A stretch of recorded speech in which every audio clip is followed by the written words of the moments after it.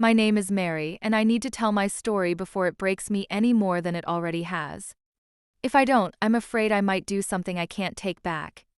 I'm sharing this here because there are others out there like me, people who carry the same guilt, the same burden, and the same regrets. I'm a single mother now, but once I had everything. I lost it all because of a relationship I didn't want but couldn't resist. The result was a pregnancy I never expected, with a man I could never be with. I'm a twin. You wouldn't know unless you saw us together. My sister and I are identical. But we're completely different people. Martha, my sister, is the outgoing, successful one, while I've always been the quiet, introverted one. We were never as close as most twins, but I loved her deeply, even if I don't think she felt the same. Martha always seemed to be living the perfect life. She became a successful investment banker, married a man who was every woman's dream, and lived in a world I couldn't break into. George, her husband, was tall, dark, handsome, and wealthy. Everything about him was perfect, his looks, his charm, his kindness. And despite our differences, Martha let me into her life when I needed help the most. I was struggling. I couldn't keep a job for long, always clashing with my bosses. I went from one job to another, while Martha's life seemed to shine brighter and brighter. Out of desperation, I moved in with her and George. She offered to help me get my life together, but from the moment I moved in, I could feel the tension. Martha treated me like her subordinate, her little project. I hated it, but I had no other choice. But George, her husband, was different. He was kind to me in ways Martha never was. And that's where everything started to fall apart. 3 weeks after moving in, George got me a job at his law firm as the head of the IT department. It was a huge opportunity, and even though I wasn't sure why a law firm needed someone in IT, I was grateful. The pay was good, and for the first time in a long time, I felt like things were looking up. The office was a calm, beautiful place, and I quickly settled in. I was responsible for handling all the firm's tech needs and managing a small team. People respected me, and I started to enjoy the work. I even made friends, especially with Sandra, a junior attorney who seemed to know everything happening in the office. She became my closest friend, and through her I heard all the gossip, some of it about George. Sandra told me about George's past, how he had an affair with his former assistant. At first, I brushed it off as office rumors, just another story Sandra had heard. She even hinted that George had once made advances toward her, but she turned him down. I laughed it off, thinking she was exaggerating. I mean, George was my sister's husband. He never showed me anything but kindness. But I started to notice things. George had a group of close friends at the firm, successful, attractive men who seemed to do everything together. They even had a say in who got hired, including me. They had a tight bond, and while I admired their success, I didn't realize that they played by their own set of rules. George, with all his charm and professionalism, kept things strictly business between us for the first year. There was no sign that anything inappropriate would happen. But then, slowly, things changed. After a year of living with Martha and working at the firm, I moved into my own apartment. That's when George started inviting me to dinner, at first under the guise of work. He'd tell Martha it was business-related, and she never seemed suspicious. We'd go out to nice restaurants, talk about work, and laugh over dinner. It all felt harmless, and I didn't think much of it. But soon, these dinners stopped being about work. We'd talk about everything, sometimes even personal topics that went far beyond what was appropriate. I ignored the growing tension between us because, deep down, I thought nothing would happen. I owed George so much, my job, my independence, and he was Martha's husband. That line couldn't be crossed. Or so I thought. Looking back, I can see how naive I was. George knew exactly what he was doing. He preyed on my insecurities, my need for approval, and my gratitude toward him. His charm was overpowering, and I started to fall for him, even though I didn't want to admit it. Meanwhile, Sandra introduced me to David, a junior attorney at the firm. David was sweet, calm, and sincere, a complete opposite of George's intense, powerful presence. I started dating David, and for a while it seemed like everything might fall into place. David was a good guy, and I told myself that I could build a future with him. But even as our relationship got more serious, I couldn't shake my feelings for George. David proposed to me after we'd been together for 6 months.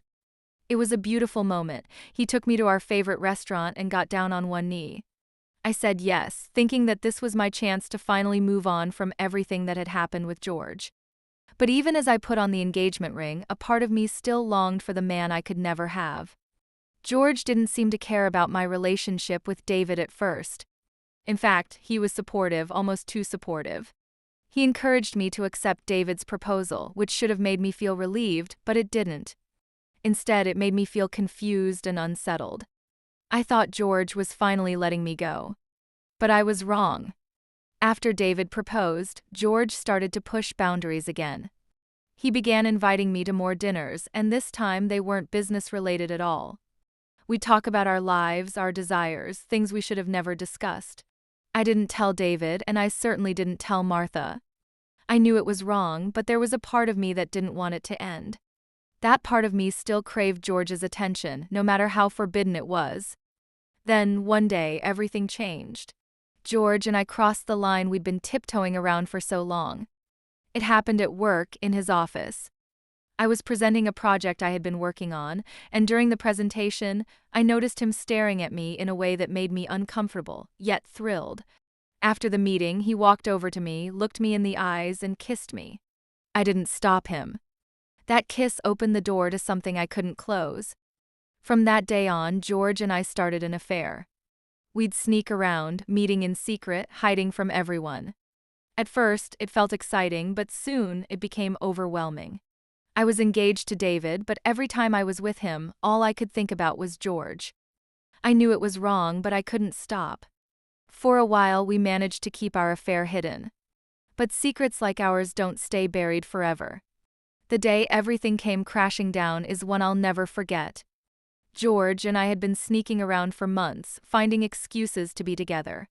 We would leave the office early, plan fake work trips, anything to get away and keep feeding the forbidden connection we had. I knew it was dangerous, but I was too deep in it to stop. It all came to a head one afternoon. George and I had slipped away to our usual hotel, the one we thought nobody knew about. We were in the middle of it. He was taking me from behind, and the intensity of the moment had me completely lost. I didn't want it to stop, and from the way George moved, neither did he. My moans filled the room, the kind of sounds that come from wanting something you know you can't have, but you take anyway. We were both so absorbed in each other that we didn't hear the door open. Suddenly, George stopped. He jerked up like someone had poured cold water on him, and I turned around, confused. That's when I saw them. Martha and David were standing in the doorway, watching us. I'll never forget the looks on their faces, shock, betrayal, and heartbreak all at once. I froze. There was nothing I could say. No explanation, no apology, nothing could take back what they had just witnessed. David looked like someone had punched him in the gut, and without saying a word, he turned and walked away. I wanted to run after him to explain, but what could I possibly say? Martha, on the other hand, didn't leave. She just stood there, staring at us, silent at first. Then the yelling began. She screamed at George, calling him every name under the sun, but she didn't even acknowledge me. I was just the other woman, the one who had betrayed her own sister. After what felt like hours of her shouting, she finally stormed out, leaving George and me alone in that room. That was the day I lost everything. George and I stood there in silence for what felt like forever.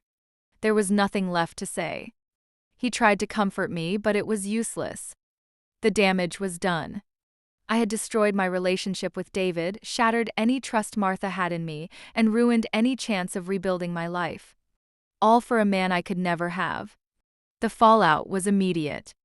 I resigned from the firm that same week, knowing I couldn't face anyone there ever again. The rumors spread quickly, and soon everyone knew what had happened. I packed up and left the city, moving far away with the little savings I had. I didn't tell anyone where I was going, not David, not Martha, not even George. I just disappeared. 1 month after moving away, I found out I was pregnant. I was devastated. The last thing I wanted was to carry a child from a man who had torn my life apart. I considered terminating the pregnancy, but my doctor advised against it, and deep down I knew I couldn't go through with it. So I kept the baby.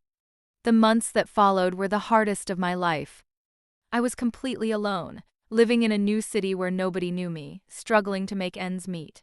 I jumped from one job to another, just trying to survive. And all the while, I carried this pregnancy, this reminder of everything I had lost and everything I had done. When my daughter was born, I felt a rush of emotions I wasn't prepared for. She was innocent, a beautiful baby who had no part in the mess I had made. But every time I looked at her, I saw George. She had his eyes, his features, and it killed me inside to know that I had brought her into the world through such betrayal. Martha never forgave me. She cut me out of her life completely. I haven't spoken to her in 10 years, and I don't even know if she knows she has a niece. As for David, I never heard from him again after that day in the hotel. He broke off the engagement, and that was the end of our story. I don't blame him. How could I? I've spent the last 10 years raising my daughter on my own, struggling to make a life for us. I've been in and out of jobs, just trying to give her the best I can. But it's been hard.